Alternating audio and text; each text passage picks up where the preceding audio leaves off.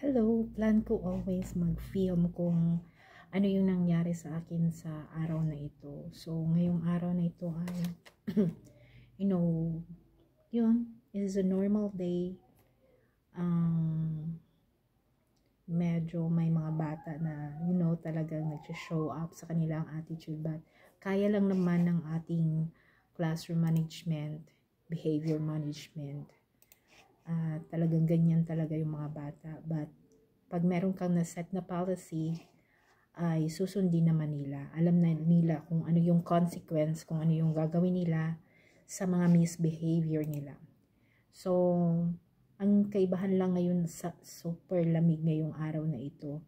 Napakalamig. So, it's only 4 degrees Celsius.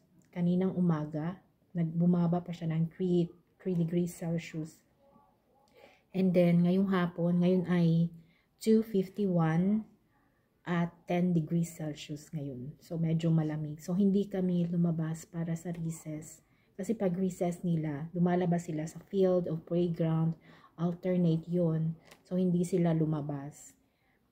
Kaya ang ginawa namin, naglaro kami dito sa school. So, naglaro kami ng una, yung nilaro namin ay sasara ang bulaklak. So, napaka-enjoy nila nung nilaro yun. Sabi nga nila na sana ulitin daw namin. Sana bukas dito ulit kami. Kasi una-una, sobrang lungkot nila kasi hindi kami makakapunta sa labas. Kasi may mga klase na pumunta sa labas kami, hindi kami pumunta.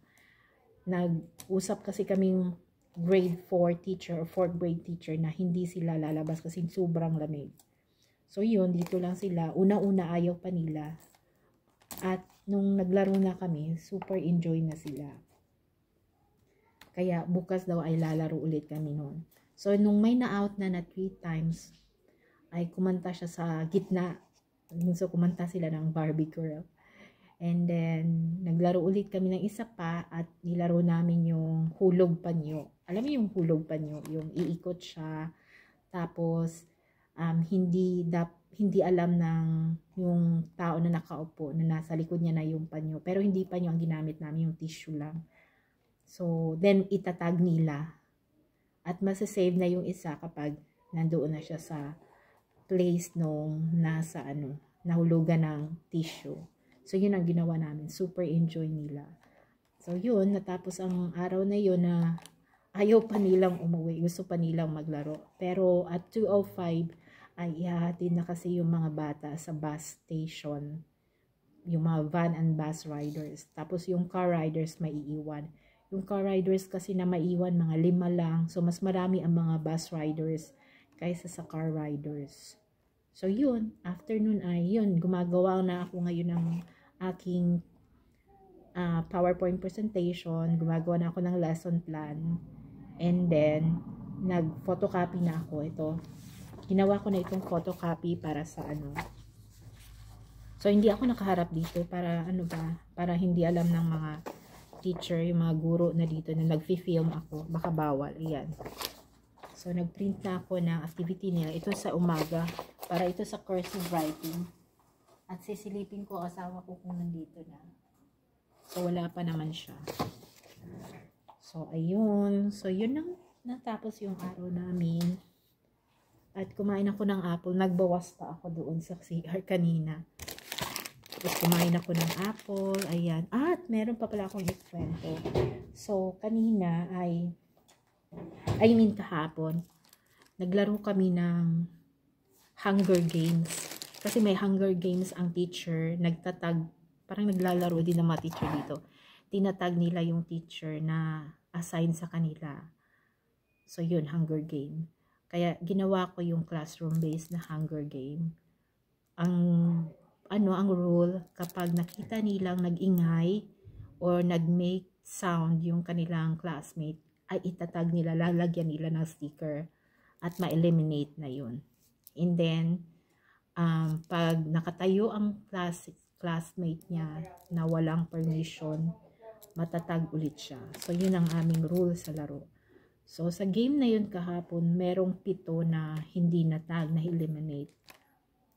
So, ang ginawa namin ay magdo-donut party yung hindi natag. Kaso ang mahal lang doon at nung pumunta kami sa Ingles kahapon.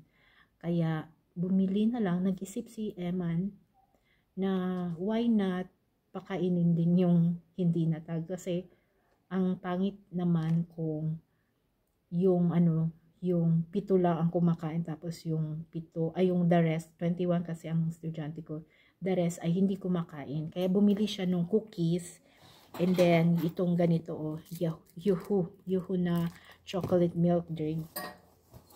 And then merong 2 estudyante na may nagtatanong sa akin kung ano daw yung favorite book ko.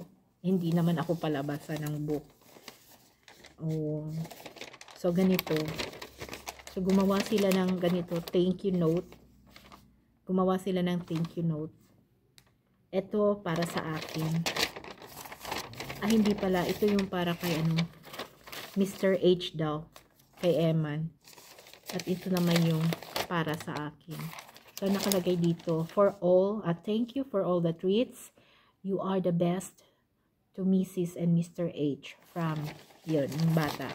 And the other one, sabi niya, thank you, you are sweet, kind, and thoughtful for the treats.